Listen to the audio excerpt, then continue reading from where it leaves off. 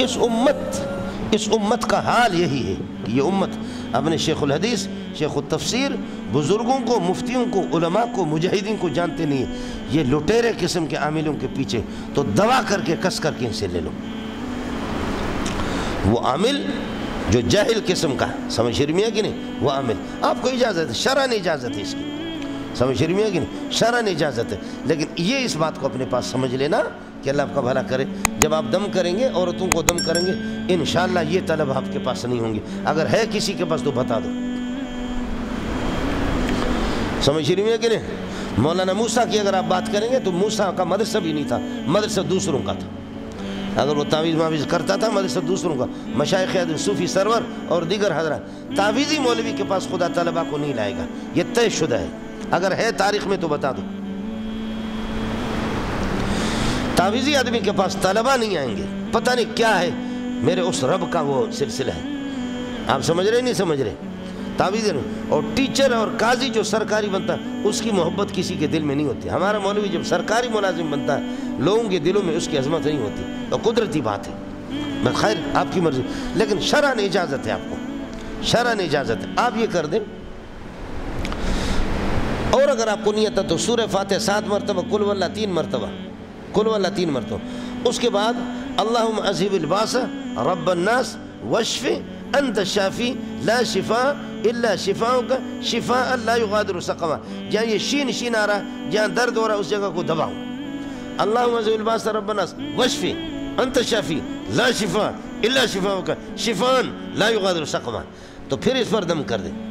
اللہم انی اسألک بانی اشہد انک انت اللہ لا الہ الا انت الاحد الصمد الذی لم یلد ولم یولد ولم یکن له کفوا احد. سمجھے؟ اور پھر اسأل اللہ رب العرش العظیم ان یشفیک یا ان یشفیک من کل داء، انشاءاللہ ٹھیک ہو جائے گا.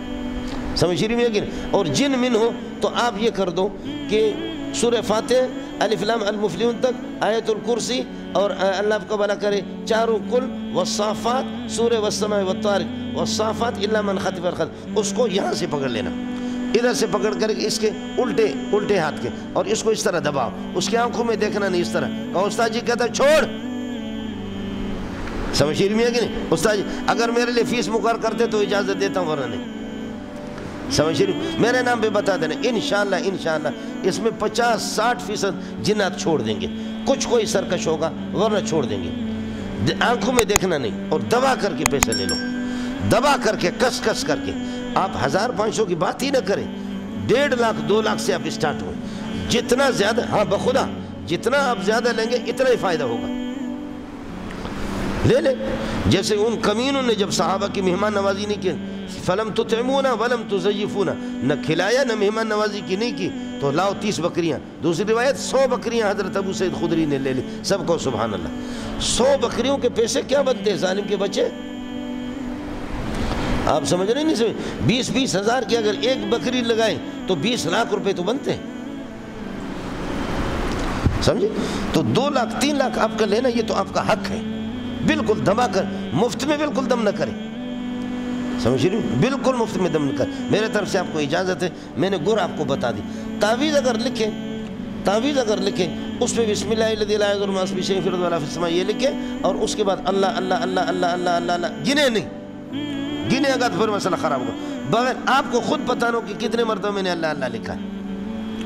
سمجھے؟ پھر آخر میں لکھو اسأل اللہ رب العرش العظیم ان یشفیک من کل داء. بس یہ ہے. پھر اس کو کہو کہ آسمانی رنگ کے کپڑے، یہ چشمے والا جیسے اس کا کپڑا آسمانی رنگ کے، آسمانی رنگ کے کپڑے میں خوشبو لگا کر کے، یہ مولی سمیع اللہ کے کپڑے آسمانی، خوشبو لگا کر کے اس کو گلے میں بندے یا ہاتھ میں. انشاءاللہ اس سے اچھی تعویذ کوئی بھی نہیں ہے.